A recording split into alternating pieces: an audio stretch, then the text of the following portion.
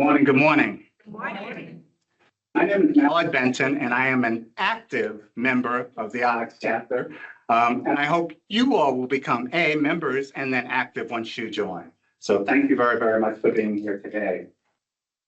The theme over the last 3 days has been tracing footsteps. On Thursday, we looked at early Georgia and turning points. Yesterday, we considered community, movement, and lived experiences. And in today's focus is on tracing footsteps beyond 1870. In the audience here, we have family researchers, genealogists, heritage seekers, cemetery preservationists, storytellers, historians, academics, students, and retirees, and lots of others. We are a community. We are a community. My request of you today is that you recognize the community around you and lean into it. Expand your network within the community.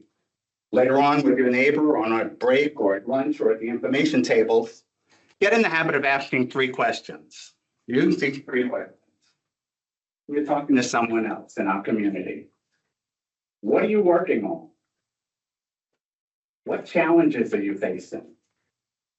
What can I do to help you? What are you working on? What challenges are you facing? What can I do to help you? That's how we strengthen the genealogy community.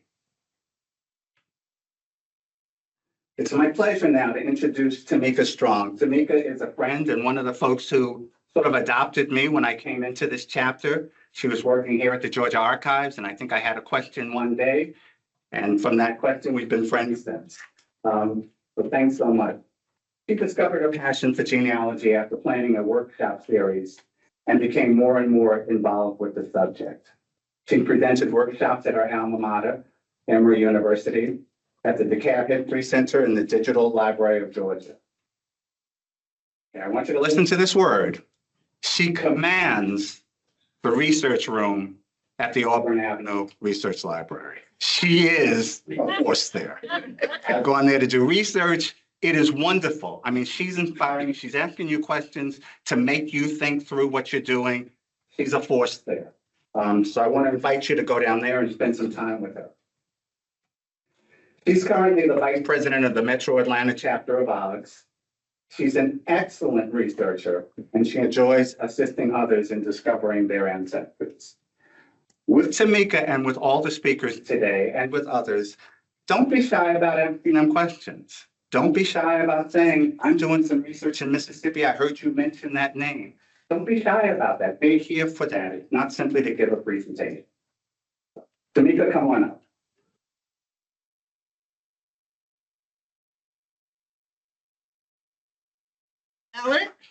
Mr. Benton, I have to tell you, I was not expecting to see that video that we did a couple of years ago. I have to tell you the story behind it. So, and I told Robin that this is the one podium that I get teary-eyed, so bear with me. So one of the things I'm a strong believer of is giving people their flowers while they're here to receive them. And so we in the African American genealogical community here in Georgia have many pillars. The 4 pillars that have impacted me were the ones that I wanted to honor. So what I did was, because if you know Madeline, who's downstairs, Emma, even though she's well known, she is behind the scenes. She's gonna work the behind the scene connections, right?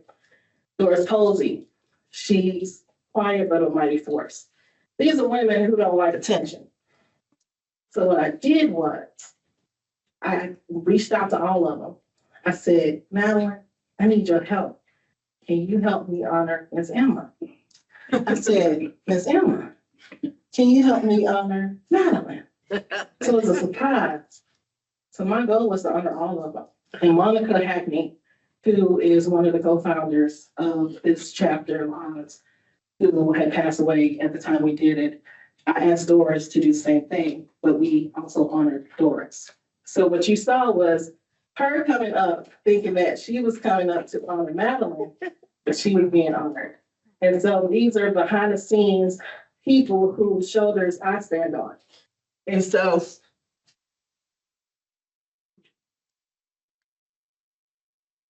it's tough looking in that corner and not seeing her. When I came on Thursday, I struggled to even walk into the room. I promise I'm gonna get past these tears out. I promise. But Emma gave us marching orders. Those who received them, we got a job to do. So we need to handle our business.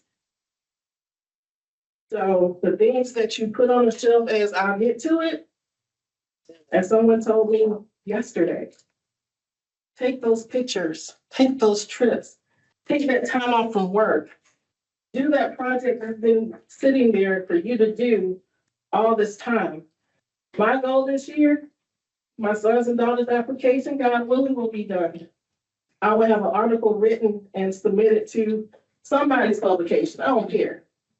So my job is to help y'all today with this, because I'm not going to cover everything, because the hour is not long enough to really get y'all back to give you a thorough understanding, but I'm going to try to give you the tip of the iceberg.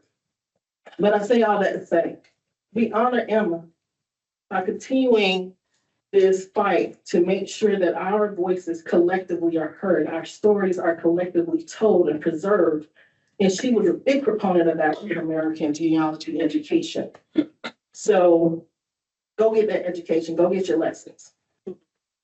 Go into these repositories, don't be intimidated. Just like Mallory said, we are your resources. The institutions are resources, but the individuals are resources as well. So I also get up here and get on my soapbox so y'all forget me. All right. Paving the way back to 1870. Why is 1870 such a pivotal year in African American genealogy? This is going to be interactive, so I need y'all to talk back to me, but I'm going to answer questions at the end because I got a lot to get through, so I'm trying to make sure I get through it all, okay? So why is 1870 such a pivotal year for African Americans? Census. So first what? So I heard that it was the first census that African Americans were listed by name. Does everyone agree with that? No. No. It's not the first census that African Americans were listed by name? Most. Most, absolutely, because we've been in all of them from 1790 going forward. But the 1871 is when most of us were listed by name. And we say by name because we're still listed in the census, but we were listed by tick marks, right? Right. Okay, so we are a collective. We got probably 1,000 years of experience sitting in this room. I'm just standing in the front. So we're gonna be asking questions. And so each of you are a resource to each other, all right? So today we're going to attempt to provide you with some research methodology to help you create a strong genealogical foundation. Because you know, if it's not a strong foundation, what happens to the house? It collapses, right? So you got to build it on a strong foundation. So the one thing I want to leave you with, if you don't remember nothing else I say today, when you know better, you do what? You do better. Got it. All right, I love this call and response. All right, y'all showing out. We're also going to learn tips and techniques to record and research family history back to 1870 census. Can I say that specifically? So I'm a big animation fan. I don't know if you guys are, but I'm a big kid at heart. So I love Shrek. I haven't watched it because my nephew watched it so much I can't watch it again. He is now with his own 2-year-old, and I hope that she teaches him what it means to not be able to watch one of your favorite cartoons in the future. But anyway, there's a scene where Shrek is talking to Donkey. Donkey is played by Eddie Murphy. And he's like, ogres are like onions. Onions have layers. Ogres have layers. So I contend that genealogy is like onions. Genealogy has layers. So some people, as Donkey said, they don't like onions, but they like parfaits. So genealogy really is like a parfait. There's so many different levels. So maybe you're at the level where you're just getting started. I don't know if you guys can see it in the back. Or maybe you're researching, you've been in the game for a while, but you're researching a new state. So it's almost like you're just getting started again. Or you're researching a new record group. Like you just got introduced to the Freedmen's Bureau of Records. That is a record group that you really need to learn how to use it before you really can benefit from the information contained within it. That's a tip. I'm throwing that in for free. So maybe you're at the stage where you're researching your direct and collateral family members. Do we know what the difference between direct and collateral? No. Okay, so direct is all the people who came together to make you.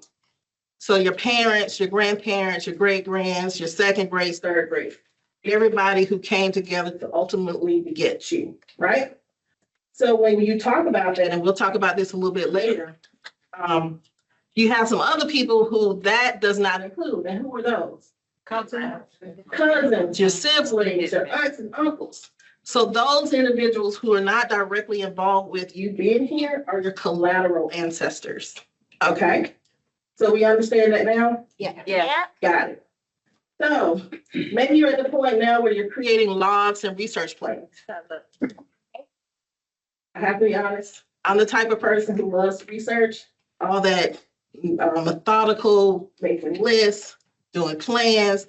That was not me. But what did I say? When you know better, you do what? Better. All right, so now maybe in your research journey, you're down deep into the parfait. You don't enjoy it quite a bit. You've been in the game for a long time.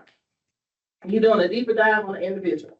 You wake up one day and that ancestor is on your mind, knocking you upside your head, and woke you up out your sleep at 5 o'clock in the morning saying, you need to research me. And you're like, okay, I'm gonna spend a little bit of time with you, great grandma, or in my case, my grandfather, maternal grandfather. Or you want to do a deeper census analysis, okay? Or you got the time where you can do a surname study of the community that you're researching. So all of these could be where you are in your research. And with all of that, regardless of what level you are at, you got these, you got goals. As I say, you have your why. So it's like, why are you doing this? That's your overarching goal. What is your genealogy origin story? Because everybody has one, right? But then when you're doing your research, you might be trying to find that name of that elusive second great grandfather who you don't heard so much about. Well, you don't heard stories about, but you want to learn more about them. Or you got blanks on your charts and you're like, okay, I need to find this person. You know, whatever the case may be. So with this, I like interactive. So I'm very big on practical application of knowledge. And so all of you, for the most part, if you don't already have it, we have them up here and you can get them later. Hopefully everybody got a pen, pencil, something to write with and something to write on, because you will be writing. And so, like I said, an hour is not a long time, but we're gonna make it work because I got a lot because I over prepared. But anyway, the first tip, courtesy of Ken Thomas. Whenever you start writing, the first thing you write on that sheet of paper is what? The date. The date. Because you don't want to have these fabulous notes and don't know when you wrote them. So, first tip, always write the date first. So even if you're on electronic documents, you're doing Word, you're doing Google Doc, and I know we're in an electronic age, everything saves, still write that date. Because when you save that document again, what happens to that save date? It changes, right? That's right. It updates. So you can go ahead and start putting those dates in there. And by doing so, you're actually starting a log. So some of the stuff we do already naturally does have the official names, okay? All right, so genealogy is a journey. Sometimes it's a solo expedition because all of the people we're researching are unique. So what do you do when you prepare for a journey? You gotta pack, you gotta work on your itinerary. So you gotta create this, you gotta get your mind right to get on the plane, get on the train, get on the bus, get in this car for X number of hours. You got to get your mind right, right? So our journeys might be different. Somebody's journey right now could be smooth sailing, like that smooth asphalt. I'll be bored with the terrain after a while because it kind of is flat. It's nothing interesting to see. Or maybe you're dealing with this ice apocalypse that we've had this year. And your road might be a tad bit icy and slippery. It's taking you all sorts of places. Or maybe it's just this leisure stroll because somebody previously left you with a completed genealogy book, fully cited, with pictures. You can pull it off the shelf at the Georgia Archives. If that is your case, I am so jealous of you.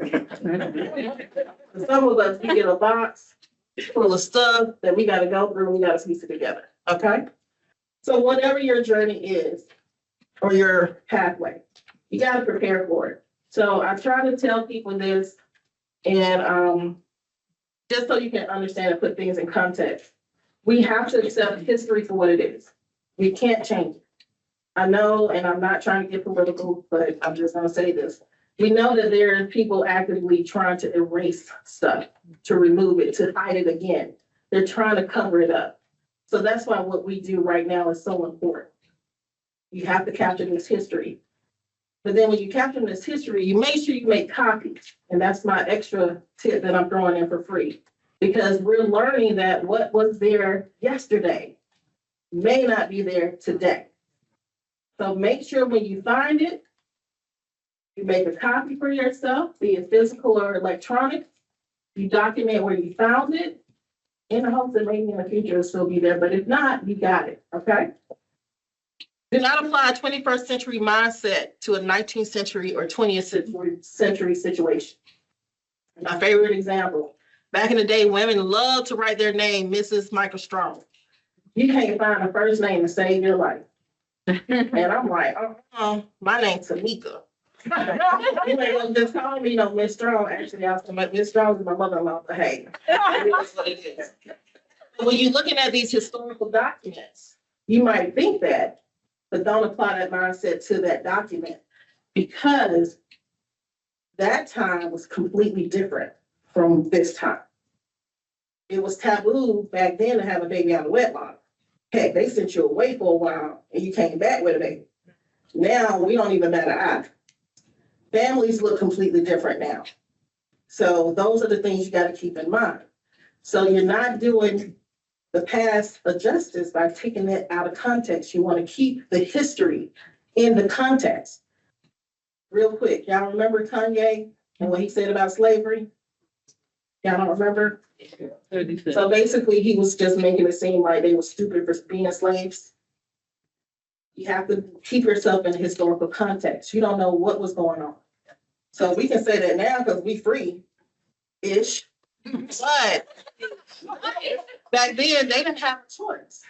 There were situations we didn't know about, even with your ancestors. Some people, and this is extra, so like I said, it's a lot to get from 1950 or current back to 1870.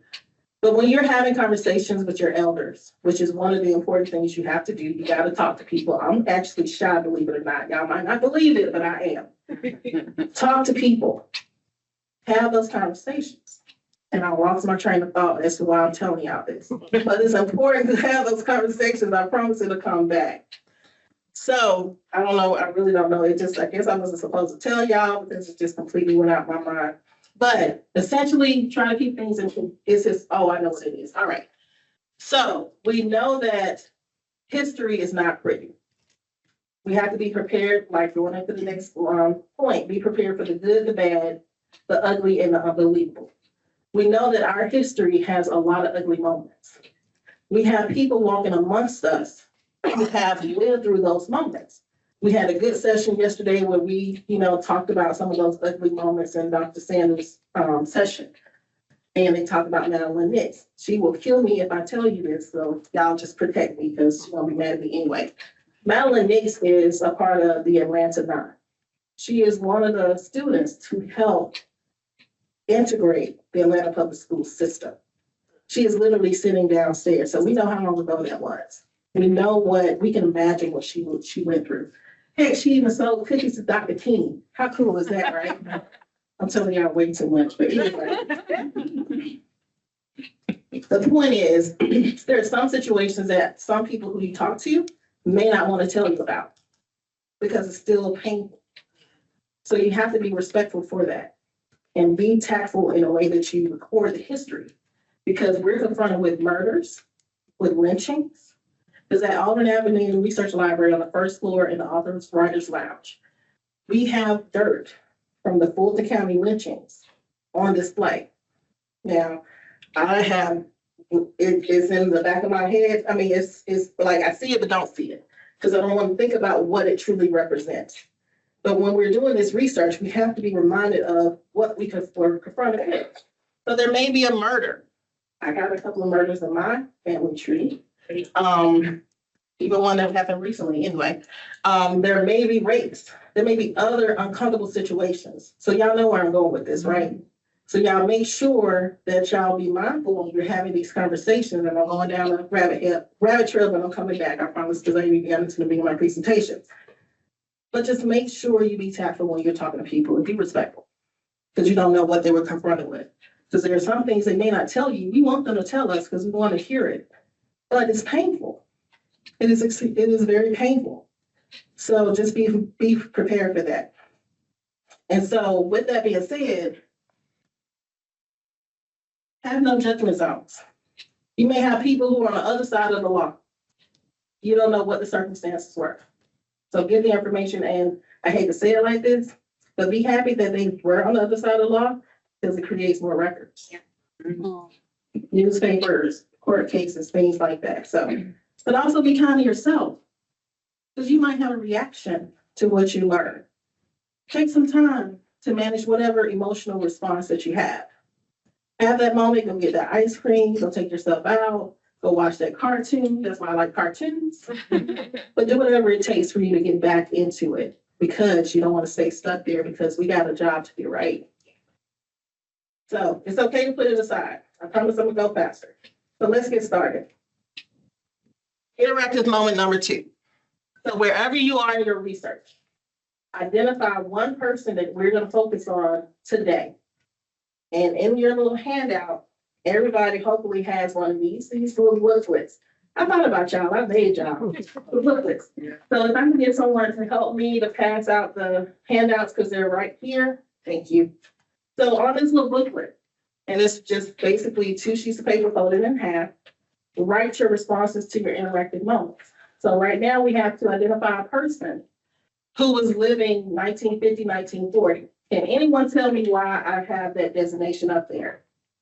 Why I want somebody from 1950/1940? It's the last sentence. That's it. So we want to try to find someone who's in the census. Now, if you don't know somebody who was living during that time, it's okay. You can use yourself. Okay? So just pick yourself if you don't know someone during that time, because we might have some younger people here. But the thing you're going to do next is you're going to list their name and life range. Everybody know what life range is?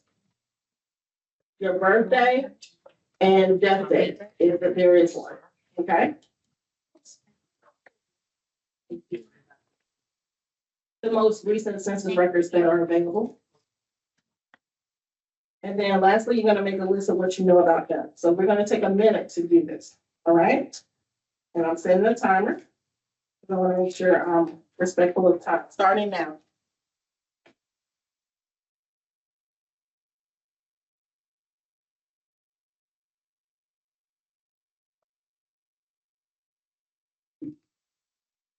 Yes.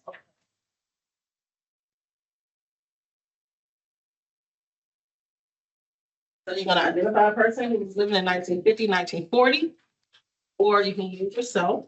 You're going to list their name, their full name, their government name, and their nickname. Okay?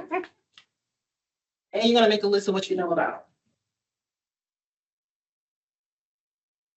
them. You have about a minute left. Y'all might not need all this time, but I'm getting it first.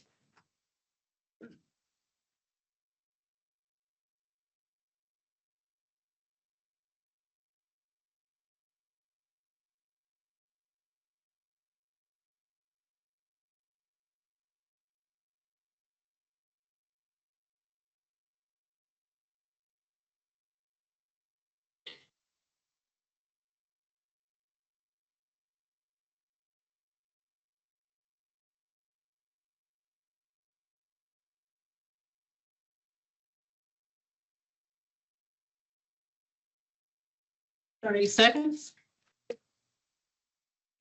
Time flies, right? Yeah.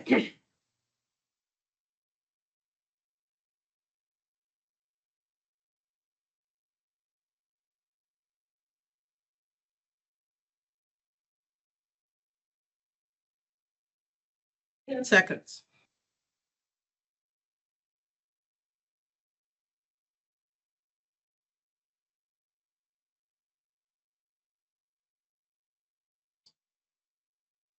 All right, so hopefully you got something on that page. So your first page should not be blank. Okay, so you can't say now that you left here with something written down. So this is my person. This is my Uncle Roy, call him Bishop Roy Blake. That's his life range, 1932 to 2002. The things that I know about him is he's the younger brother of my maternal grandmother, Maggie B. He is the oldest of his mother's 2 sons. He was a funeral home director. He owned Blake's Funeral Home along with his brother Andrew. He was once married to the infamous, not infamous in a bad way, but Barbara King, who was the founder of the Hillside Truth Center, Chapel and Truth Center. So I got a funny story about that. So when my family when they broke up, my family was kind of instrumental in the Truth Center, and I actually have pictures of me going to their preschool with a little uniform. So when they broke up, the family broke up, so she kicked us all out. So yeah, when you break up with families, it's complete, right?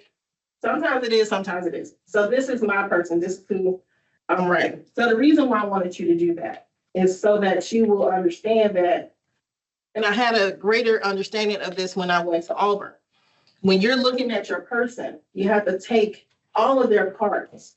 So what you wrote down actually will turn into things that you can look for, possible records. So maybe your research subject is Indigenous, Irish, African American, whatever the case may be. That's one piece of that. Another one, they're divorced. So when they divorce, what do you need to look for? Divorce records, right? They were married. You got to look for what? Marriage. Marriage records. If they were a father, you're going to look for what? Birth certificates of the children, right? The ones you can find, because mama's baby's daddy's maybe. Right? Yeah. What do you look for with this one? Business owner. Business license. Business license, business records, taxes, sharecropper. What are you looking for? Agreements, right? College student. The college. Enrollment. We had a very good discussion where Dr. Sanders talked about the segregation scholarship, and that's just a term that was used. But they were college students. So there are records when a person went to school. Now, my family weren't the school going type, but maybe your family is. So if that school is still in existence, guess where you need to go? To that school, right? Because it could be that if they were in graduate school, what do you have to do when you're in grad school? You got to write a big old paper, the thesis, right? The thesis might still be available, and it might be available digitally. Okay. What about this one? Property owner. What are you looking for? Deeds, taxes, more records, right? Because I have the deed of my childhood home, and on the deed, it provides the history of the house. And I was like, oh my gosh, it was built in the late 1800s because it was in Mechanicsville. It was a village, I guess, for the mechanics of the nearby plants. So yeah, I learned that was so cool, Mechanicsville. Anyway, maybe they were a revolutionary patriot. We're in America 250 right now. So maybe you can go join the DAR. Maybe you can join the SAR. We heard from Michael Henderson. He don't join, he was the first. He has paved the way. So stand on his shoulders. Make sure to go join these lineage societies. DAR. Daughters of the American Revolution. Sons of the American Revolution. So yeah, if you don't know, I throw out acronyms all the time. So if you don't know it, just, do that. Maybe they're a physician. Did you know that they had directories of physicians? There's actually a book that has a directory of early African-American physicians. It's available at the Auburn Avenue Research Library. Y'all should come down and see us. Maybe they were Baptists. So when you think Baptist or any other religion, what do you think? That church records, right? There are a lot of institutions that has church records. And what about this one? We just talked about it. Lawbreaker, court cases, newspaper articles, all of those things, right? So when you're looking at your person, don't just look at their name. Let the name be the surface. But you want to be like that parfait. You want to get past the blueberries, get past the first layer of yogurt. You want to get to that crunchy granola. I'm making myself hungry. Right? So essentially, like this image says, it is a puzzle. We're putting together puzzles. Okay? So they are more than just a name. Sorry, let me get through all this. I thought I took all the stuff that I was wait. So all that being said, now you need a goal. Because when you come to a research institution, the first question that person should ask you is, what's your goal? What's your goal for research? So maybe your goal is, and this information is kind of detailed out on your handout under the number 2, define your goal. But what's your why? What's your main goal? Why do you want to do this? Do you have that written down somewhere? Kind of remind yourself, because once you step into these waters, I promise you, you're gonna start over here at 8 o'clock at night. By 3 in the morning, you ain't thought about going to the bathroom. You probably dehydrated, but you're all the way over there at 3 o'clock in the morning. But it's cool to have those moments. I'm like that. Give me a name. I love going hunting. Yeah. But we still have to do what I call the tedious stuff. We got to be focused. That helps us be efficient with our research. Some days you want to just throw a name in and just have fun and see where it takes you, because that actually helps. That's how you really get started. Put in a name and see where it takes you, because you may not have all the information that you need.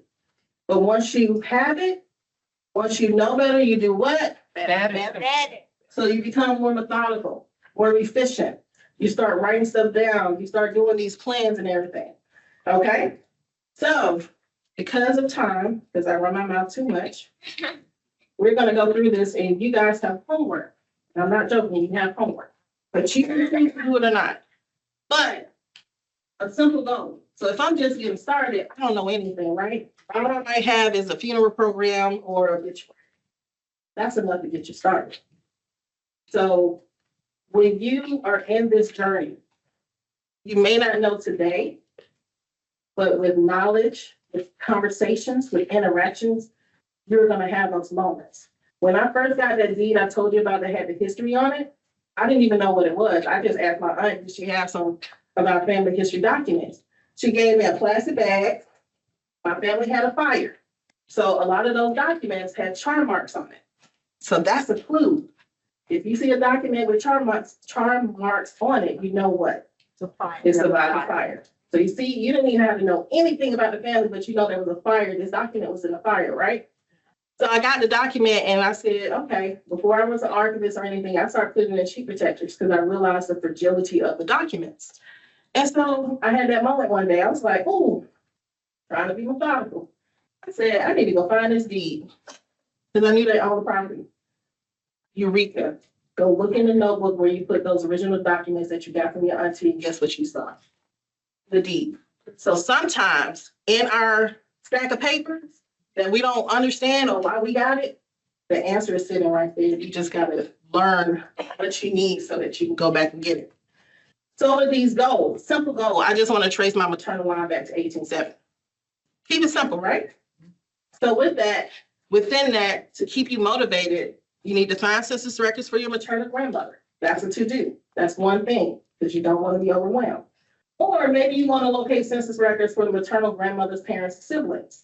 That's that collateral ancestors, right? But then maybe you need to read, analyze, and mine census records for clues for additional resources. How many of us just, when we go to the census, we see that name, we check that box, and we move on to the next one? We don't read up or down. So that's one of those levels. Because me, I did that. It was in a Wesley Chapel genealogy group meeting. Renita Richardson, she said simply, and of course, I've been in the game a long time. She said simply, you need to read the whole census. You need to read the whole line. Don't stop at that transcription page. You need to read the cursive. You need to blow it up as big as you need to so you can decipher it. But you need to read the whole line. You need to see who's in the household, see who the neighbors, because sometimes where we're family, they were living right next door, 2 doors down, right? And then sometimes you might even see the future husband 2 doors down. So some people get fancy and they're like, oh, I'm going 5 pages after and 5 pages before. Some people get even more fancy and they pull out the entire district, militia district, parish, whatever.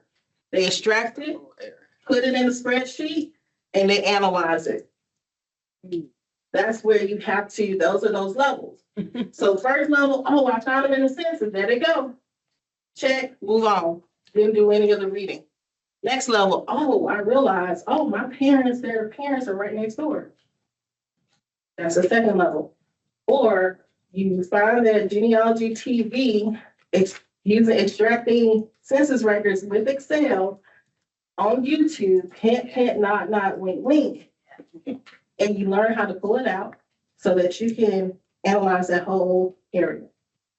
All right, I promise y'all, let me get through this. Or maybe you're at the point where you need to get more specific with your research goal and turn it into a research question. Where it's like, okay, so who are the parents of Maggie Harris? Maggie Harris is a common name. So how do you differentiate between your Maggie Harris and somebody else? You got to add those additional details. She is the mother of Betsy Paget, who was born in 1880, possibly in Morgan County, Georgia, and died in Atlanta, Georgia in 1942. Y'all like, why we got to put all that information in there? Because there could be 10 Maggie Harrises in the 1910 census in Morgan County. So you need to be able to differentiate between your Maggie Harris and the other one. Y'all get that? Y'all following? Yeah. Still a lot of nodding heads, so they come on the right path. And sometimes, and I'm just being honest, I prepared this so that I can hit multiple levels because I knew this was going to be a mixed group. So it's okay if you don't understand it. I will be here all day. Come ask me questions. Y'all will have my email address. You can shoot me an email. I have no problem answering questions. Or maybe you're at the point where you're on the census project. You got some time. We're gonna take some time. You have this grand idea to look at the community where your family lives, and you want to analyze all the people with the same surname. And you want to look at the different variations of it. Because you know sometimes they differentiated between the blacks and the whites of the same surname by changing some of the letters. Did y'all know that? No. I got a silly question. Did y'all know that they were called race roads in the cities? Oh, no. So there's this thing, right? So how many of you live in Atlanta or are familiar with Atlanta streets? Mm-hmm. So y'all know that Moreland Avenue is Briarcliff. Y'all know that, right? Yeah. So it's Moreland Avenue, it's the Ponce, and it changes to Briarcliff. Yes. There are many instances of that around the US. The simple reason for some of them is white people didn't want to have the same address as black people. How crazy is that, right? The level of segregation and racism. I don't know why I had to tell y'all that, but it came up anyway. That's true. So another research project idea. Do a tax digest survey for Okie Collins in Norwood, Warren County, Georgia, from 1866 to 1880. There are some records that are annual records. So in between the censuses, you can kind of track people. So one of the things you have to do when you're doing this research is not only learn about the person, you have to learn about the resources you're using, because some of them are not very intuitive. So I got 20 minutes to get through all my stuff, y'all. So we're gonna do this. We're gonna keep going. But I have a poll. How many of you have ever used an ancestor chart? That's not enough. Y'all now have one, courtesy of Ms. Robin Quinn. Your first homework assignment is to do this, okay? So we're writing down, we're building this foundation, right? So the example up here is one of my favorite because you see all these blue boxes? It's a fillable PDF. So I can make that available to Robin so that she can send it out to y'all if y'all want it, because this is the best thing since life bread, and I promise you, because you can keep this updated. You can work on it and keep it updated. But I know for some who are sports fans, it looks like the March Madness bracket. Yeah. Basically over here, the first spot right here is you, okay? Then your parents, grandparents, great-grands. You list the females on this chart with their what? maiden name. So their birth name, okay? So if you don't know the information, guess what that becomes? Something to add to your to-do list. That's one of those goals, right? And so I was here, and one of the people I was assisting, he threw a wrench into it. He was like, "Oh, I have 3 of these. One for me, where I'm here, one that starts with his mom, and one that starts with his dad." So what he did was, if he wanted to stay focused on the maternal line, that's what he pulls out. This ancestor chart that just has his mom's line on it. Same thing with father. So that's another idea that you can consider. If you have grandkids, you can start with them. Maybe as a part of telling your story, you start working on theirs and give them a choice, but also give them this. I met someone who basically stopped giving her grandchildren gifts, and what she would do is she would give them a chapter of her biography every year for Christmas. So it adds to that narrative. So that's her way of preserving their family's history. So that's just an idea. All right, so I'm not gonna go over this because y'all know it. So there's this thing called Lucid Chart. And that's what I use. That's the program I use to create this. So maybe you don't want to do one of these because with this, you're not capturing those collateral ancestors we talked about, right? But if you do a family tree, that will capture them, right? So this is one of those ways to do it. It's called Lucid Chart, LUCID chart. It is listed on number 2. Yeah, it's on page 2 under number 3. It's the 3rd option. All right. So like I said, your homework, if you so choose to do it, is to work on your ancestry chart. I met someone who had been in the game doing research for 20 years. He had never done this. So do yourself a favor to do this, because once you start doing this research, you're gonna have 5 million stacks of paper. How many of us got stacks of paper sitting at home waiting on us now, right? So when you're thinking about all of this tedious stuff, think about it like this. Instead of grabbing 5 different sheets of paper to tell you the story of all these people, put it on here. You have the document still, but a part of your analysis of the document is to pull out that important information and to list it in a place where it's readily available. Because when you come to the archives, certain repositories, you can only take certain things, right? You can't come up in there with a whole lot of stuff. You can't have no pens, all of that. So you have to find ways to consolidate your information and compile it into small pieces. All right. So hopping right over to one of my favorite things, Shelley Murphy, who was also a member of ODS. She introduced me to timelines. Ever since then, I have loved timelines. So much so, I organize all of my documents with the date first, so I can see them in chronological order. That's my organization method. So when I was working here, I would always sit down with people and have a little scrap sheet of paper, and the first thing I would do is create a census checklist. And the reason why I do that is because I want to see what census records, which is the basic, we try to do that foundation. So census records are foundational records. We want to see what census records we should be able to find, right? I say should be able to, because there are some people who avoided the government like the plague. You can sit there for 20 minutes and still can't find them in 1940. That's the reason why I said 1950/1940, because I'm still looking for my grandmama in 1950. I ain't found it yet. She's supposed to be in Atlanta, but I think because she was overseas with her husband and I don't think they captured them, that's where she is. But I don't look for her. I don't do the try true method. I don't do the keyword search. I still can't find it. That's why I say 1950, 1940, because some of your people might be like, I ain't talking to no government worker. They don't mean me no good. I remember the syphilis experiment. They ain't finna get me. All of that, right? So, census checklist. It's very simple. You take the person, their name, you want to use their whole government name because you want to know what possible names could they be listed in the census. If we take this one step further, you may want to start looking at the various spellings of the name. How many ways can you spell Callaway? How many ways can you spell Smith? How many ways can you spell Maddox? You would think one way. No. You got a Maddox, Madvux, Mattox. So you got to think about their dialect, their accent. Because when you go in the South sometimes, you can't understand people, right?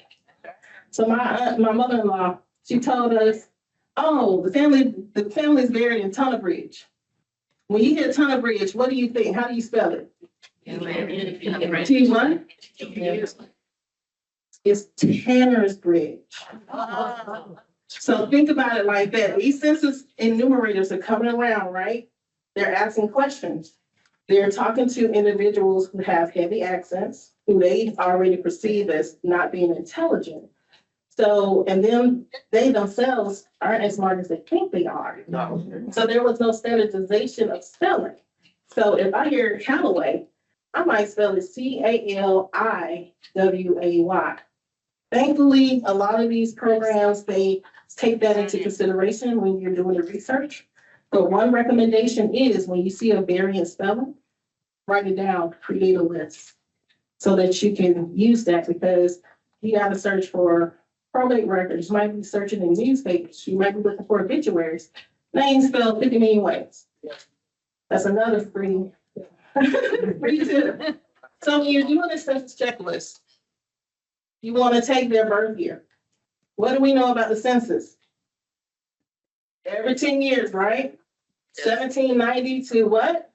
1950. 1950. What's the census we don't have? 1890. 1890. Why not? Fire. It was involved in a fire and they couldn't salvage it, right? So does everyone have a very high level understanding of the census? Right? Everybody. All right. So if we're looking at the census checklist for Mr. Roy Blake, he was born in 1930. What's the first census we should be able to find him in? 1940. What's the next one? 1950. All right. See, y'all passed the test. That's good. So this is what my census checklist looks like. I have the birth year. We have the census. We have the 1950 census, and I have his death date. Now, this is very basic. It has the beginning of his life range, the end of his life range, and the 2 census records he should have. This man lived a huge life in between. His hyphen or his dash is pretty big. So there's a lot I can put in there. But maybe we got somebody like Mr. Andrew Padgett, who was born in 1860. He died in 1945. You see how much he has listed for his? So with this particular timeline, you might want to include historical dates. So with his, I have his birth at 1860. Civil War ended in 1865, right? That was emancipation. So after that, we are at that 1870 brick wall, right? So then we have 1880, 1900, 1910. We got the other censuses. But what about that 1914 date? Why do I have that there? Registration. Why is the draft card there? Because he's what? Real. He's eligible and he's a he. He's a male. So sometimes when you're doing research, you have to know what records are available for the person because of their gender. So most males would have, if they were living a certain age, a draft card. So I typically, because I know this, I add it in as a reminder to go look for it. Now, you may feel like, oh, I don't know this. I've been in the game about 20 years. This is what I do for my job, so I know a little bit. But I do have my moments. I had a moment where I kept telling people, oh, the Georgia death certificates are available up to 1943. I had a eureka moment one day at the desk. I was looking for a death certificate, and I had it in mind from one of my grandmothers. And I had to realize, oh, shoot, she died in 1942. Let me go find that record. So even people who do it day in and day out, they forget. It's like, dang, it's available. Let me go find it. Okay. So you also want to keep in mind other things, flu pandemic. Almost 100 years later, you had another one or whatever. Anyway, I don't know what I mean. 101 years. You're putting in historical events. So essentially, you're acknowledging the fact that this person lived through the food epidemic in 1914 or not. They probably lived through tuberculosis. Some people may have died in sanitariums. So you want to try to put them in historical context. Now, you don't have to go this level. You can keep it simply at the census, but at some point, you're going to have to put them in historical context. We understand? We good? We clear? All right, so maybe you're at the point where you want to go do a deeper dive. This is a city directory survey that I'm currently working on with my maternal grandfather, Mr. Henry C. Maddox. And essentially what it's doing is, my goal for this was, what are the locations where did he live in the city of Atlanta between 1948 and 1980? City directories will give me an annual record of that if he shows up. So this is me keeping track of that. Okay. So we talked about the census. Y'all answered most of this, but just really quickly. 1790 to 1840, heads of households were listed, others listed as tick marks. 1850 is the first census where everyone in the household are listed by name. Okay. 1870, we talked about that. 1880, first census to show family relationships. So it's inferred in 1870, but 1880, they actually have it. 1900 census includes the birth month and date, but take it with a grain of salt. It may not be true. The 1940 census so far is the only census that denotes who provided the information. That's important to know because a mother should know how many kids she got, their ages, all of that, right? So the last one, we talked about this, 1950.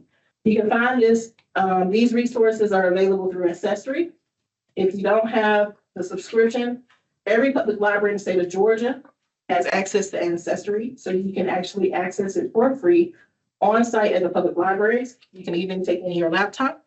Family Search also has it, but maybe you're at a point where you need to get a deeper dive on the census. This resource right here called Measuring America provides you with a lot of great details about all the census records up to 2000. It's called Measuring America, the decennial censuses from 1790 to 2000. All right. Location profiles. How many of us are the subject matter experts for our research location? Who feel like we are? Oh, not a lot of hands. So with this research, you have to become, to a certain extent, a subject matter expert. So if you are researching in Georgia, because I deal with Georgia a lot, I can tell you Georgia became a state in 1788 and was the fourth one in the Union. I can tell you that in 1919, that was the first. The vital records technically for the state of Georgia started in 1919. However, they tried in 1875 to get that started, but it was not well received. But there are other locations like Atlanta, Columbus, Athens, Gainesville, and some other places that started collecting these vital records in the late 1800s. I know Fulton County was formed out of DeKalb County. I think it was 1853. I don't know that by heart. But I know all this stuff because I have to know it because I need to know all of these details. So I know when and where to look for these records. So courthouses. I know in Georgia, if I'm looking for deeds, where am I going? What court? Superior Court, right. If I'm looking for marriages, what court? Probate. Probate. What was the prior name of probate? Starts with an O. Ordinary, yes. Ordinary court. So that's the things you got to know. And it seems random. You're like, how am I gonna learn all this stuff? It'll come. When you do this research, you'll learn it. I know I'm not gonna get through in 5 minutes, but I'll try. You might have to go into your break a little bit. I'm sorry. So for location profile, and I wrote this down. There's some information on the very last page. No, it's the third page, and we'll talk about that. When you're doing a location profile and you're learning about your research location, you want to record certain things. So you want to know, of course, the state, and you'll learn this in the course of your research. The county creation dates. The creation dates are important because you want to know if when that person was living there, whether or not a county boundary changed. So, I know that sounds funny. Okay, so your person could be sitting in one spot, has land, been there in the same spot for 150 years. Been in 5 counties. Yeah. Because the boundary changes. So Georgia as a state created its last county in 1924. We had 159. We was at 162, 1932. Milton and Campbell formed with Fulton to make it bigger. But that's the kind of things you got to know about your research location. If you don't know about the whole state, just know it about your county or your parish or whatever your minor civil division is. I know I'm throwing all these terms at you, but there's a reason because you're going to see them when you do this research. So you also want to know whether or not you're dealing with a burn county. What does that mean, burn county? Record loss, right? So sometimes the records are there because somebody got upset when it said, of course I don't find it. Or there was a hurricane, or there was a flood, or there was something else that happened. So there may be a record loss event in your research county. We talked about vital records. We talked about the courts. You also want to look for the histories. Now with these histories, when you're doing African American genealogy, realize that they may not be nice to us. They may not include us, but it's important to read them because we got to know what was going on in that county. So these are some examples of quick overviews that you can create for your counties. This is an idea that I got from Dr. Deborah Abbott, because she had one and I was like, oh, that's so smart. So you have in one place, the day the county was created, the county seat, which is where you're going to find the courthouse. You want to know the parent county, because if your person lived in the county during the time that there was a county boundary change, you need to look at the parent county. So instead of one county, you're now going to be looking at 2. You want to know whether or not it has a record loss event and vital records. Okay, so that's just an example of how you can capture it. You can capture it however you want to. It's just like taking a journey. Doesn't matter how you get it done or how you take your journey. All that matters is the destination. So on your handout, you have what I call the Big 10. One of your homework assignments will be, as a part of your research, your location profile. You want to answer these, treat these as questions. Like for online databases, what does Ancestry have for my research location? What does Family Search have for my research location? What does My Heritage have for my research location? What's my state archives? For Georgia is here, right? Yeah. What are some statewide resources? For Georgia, DeKalb. What are the county courthouses? What are the county and regional archives? Some courthouses, they put them in county archives because they want to have the more recent records at the courthouse. What are the public libraries in your research location? What about the genealogical historical societies? You got several downstairs. So definitely come check us out. What about the academic and special libraries? Auburn Avenue is a special library. So think about that.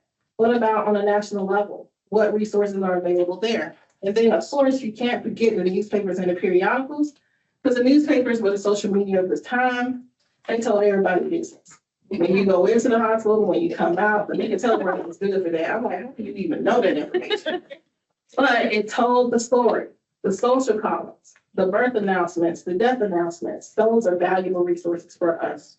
And I know I'm at 1 minute, but if y'all give me 5 more, I promise I'll get through it. I got 4 minutes left, so I can take 9. All right, so as an example, this is what a quick and dirty version of that Big 10 looks like. So I have my person. I know he's lived, and this is fictional, but he lived in 2 counties. So I have Morgan County as one column, Fulton as another. It's not perfectly lined up because I was having a moment, but y'all can see it. So Ancestry has various records in both categories. Family Search, same thing. I put wiki. How many of you have heard about the Family Search Research Wiki? That's not enough hands. Okay. Y'all don't heard it now, but we'll talk about it some more. So Georgia Archives and then DLG, of course, and then we talked about Probate Superior, and then with the county archives, Fulton probably has one, but I know for a fact that Morgan County does. So it's that kind of thing that you want to capture. We follow, we understand. Are y'all able to do the Big 10 for your research locations? Yes. At least one? Yes. Yes. All right. Okay, are y'all able to answer the questions for one research location? Yes. Got it. All right. So, Family Search Research Wiki. This is a resource that is used heavily by genealogists of all levels. The reason being is because it has information on darn near everything related to genealogy, including individual pages for locations. So using Fulton County as an option, in that search box, I would type in Fulton. What I would receive is this, which is a summary of Fulton County genealogy. It tells me the county seat, Atlanta, the date it was organized, the parent counties. It also tells the neighboring counties because county boundaries can be just a street. Westmoreland Avenue is a boundary between Fulton and DeKalb. A state boundary is just a street. So to this minute, you in Georgia, across the street, you in Alabama. So think about it like that. So if a person couldn't handle their business in their county, because it's so far away, they might have gone to the next county to do it. So that's why you got to know the neighboring counties. So it gives you information about where the courthouse. It also gives you this piece. It's kind of small, but you'll see it on the next slide, and I'll blow it up a little bit. It gives you information about the courts. So probate court has marriage and probate records. We said that. The clerk of the Superior Court has divorce court land records from 1854. So that's quick and dirty, right? You now know a little bit more about researching in Fulton County. But it also has the known beginning dates. Some of these are not right. Sorry, going too fast. Because I know Atlanta, the city of Atlanta. Yeah, you gotta think about it. City and county, two separate entities. City proper started late 1800s.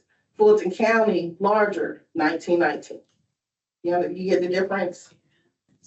So no record loss. So thankfully they didn't have any courthouse disasters, but it also talks about the boundary changes. So Fulton County was created from DeKalb County. Campbell and Milton became a part of the Fulton County in 1932. So you want to know that because maybe you're looking for somebody in Roswell. Roswell wasn't always in Fulton County. I think it was in Milton before, if I'm not mistaken. So it's that kind of thing you got to think about. So another resource, and you got to be patient with this because it took a while for me to even pull this up, but it's one of my favorites. It's called the Atlas of Historical County Boundaries. It should be on your handout. And what it does is it provides you with information about boundary changes for all the states in the US. So when you get here to the main page, using Georgia as an example, at the bottom, this arrow, this is a way that you can see the interactive map, the actual changes in the boundaries of over the course of the years for the state. The right here where it says download data, this is where you can go get the information about your particular counties. So once you click that, it's going to take you to a page that I didn't include. I apologize, but you'll be able to pull up these documents. And so if I have time, I'll show you this. But can you get these things that you just showed on a computer at home? yes, all of this is online. So I want to leave you with a few things. So we kind of we went over this a little bit, but 3 important factors you got to think about. Date, because we talked about the courthouses. Location, where are you researching? And where do you look for it? Like if I'm looking for records, can I find it on Ancestry? Can I find it on Family Search? That kind of thing. So we are in the digitization age, but don't get it twisted. Everything is not online. I hate to go very familiar with you guys, but my apologies. But when you look at the material that's online, even with them digitizing billions of records every year, that's the tip of the iceberg. This building has 4 floors full of vaults. And there's no way this building as an institution can digitize everything that's in this facility. And that is true for everybody else because costs would be prohibitive. And even upkeep is expensive. So think of online, my first step, first layer of the parfait, right? But you got to go deeper. You got to put boots to the ground. All right, like I said, y'all got homework. If you choose to do it, first things first, assess the chart. Make sure you work on it. If you created a census checklist for your person, expand it to a timeline. Use it to help capture information about the person and the family. Also, consider creating a location profile so that you can kind of know where these resources are.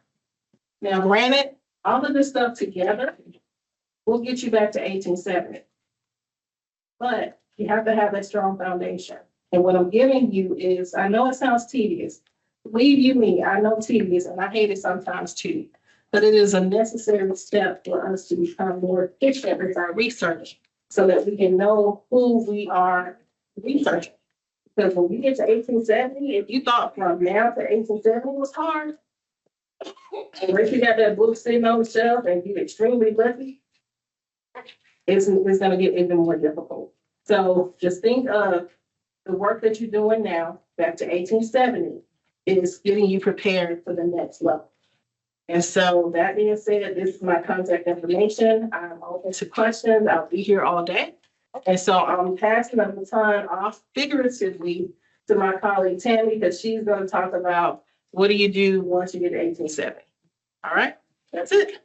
Thank you.